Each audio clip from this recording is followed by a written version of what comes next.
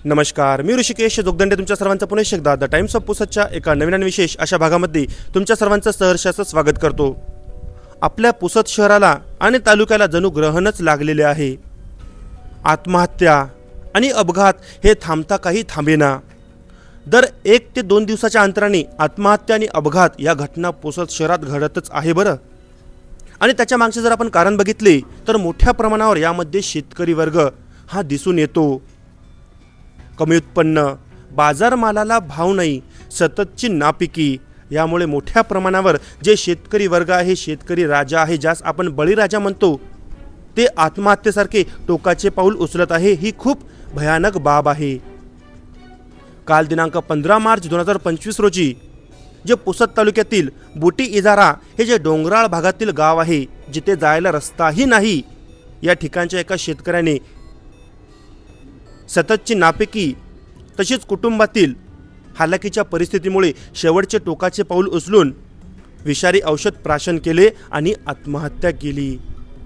दुर्दैवाची बाब म्हणजे ही की योग्य वेळी उपचार न मिळाल्यामुळे आज तो शेतकरी मरण पावला आणि आपण शासकीय उपजिल्हा रुग्णालय पुसद जे शवविच्छेदन जे कक्ष आहे त्याच्या बाहेर आहे आणि सर्व जे गावकरी आहे आपल्या जवळ आहे। आता संपूर्ण घटना आपण गावकऱ्यांमार्फतच जाणून घेऊ, त्यांनाच विचारू नेमकं घटनेचं कारण काय, घटना घडली कशी, मृतक कोण, याबाबत संपूर्ण माहिती आपण त्यांच्याच मार्फत जाणून घेऊ। दादा नमस्कार। नमस्कार।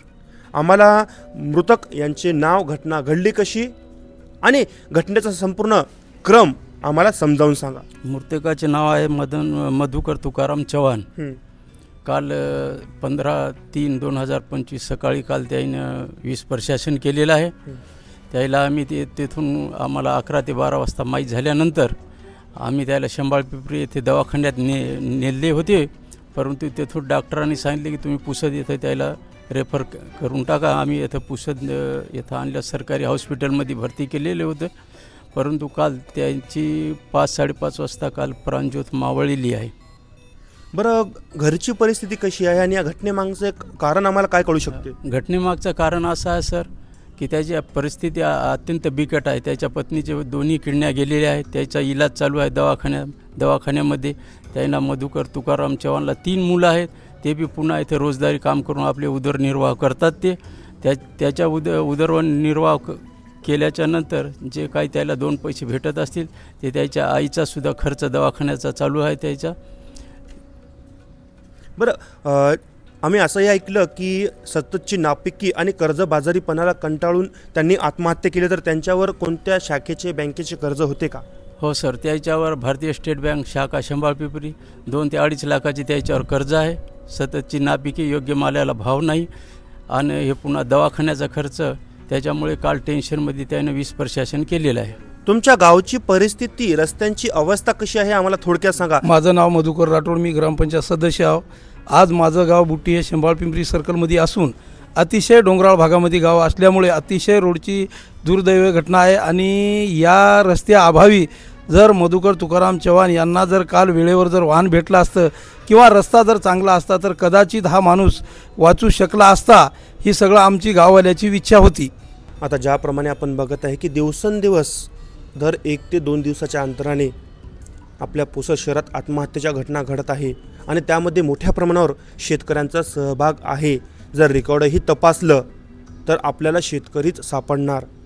एवढी भयानक परिस्थिती आपल्या पुसद शहरासह तालुक्याची झालेली आहे, परंतु कोणत्याही व्यक्तीमार्फत, तो लोकप्रतिनिधी असो, राज्यमंत्री साहेब असो, खासदार साहेब असो किंवा शासकीय अधिकारी का असो ना, यांचं याकडे ढुंकूनही लक्ष जात नाही। आता बोलाव तरी काय या विषयासंदर्भात, असाही प्रश्न इथे उद्भवतो। शेवटी आपणही आपल्या चॅनलमार्फत असे शासनाला आवाहन करतो की जे पुसद शहरात आत्महत्येचे सत्र चालू झाले आहे, यामध्ये मोठ्या प्रमाणावर बळीराजा, सततची नापिकी, कर्जबाजारीपणा ह्या ज्या घटनेमुळे ते आत्महत्या करत आहे, लवकरात लवकर त्यांनाही शासनामार्फत होईल ते मदत त्यांना करण्यात यावी, असे आपण आपल्या चॅनलमार्फत आवाहन करतो। आणि अशा घटनेवर अंकुश लागावा यासाठी लोकप्रतिनिधी, राज्यमंत्री साहेब यांनी स्वतः जातीने लक्ष घालून काहीतरी उपाययोजना कराव्या, असेही आवाहन, अशी आपण विनंती आपण राज्यमंत्री साहेब इंद्रनील नाईक साहेब यांना करू। धन्यवाद।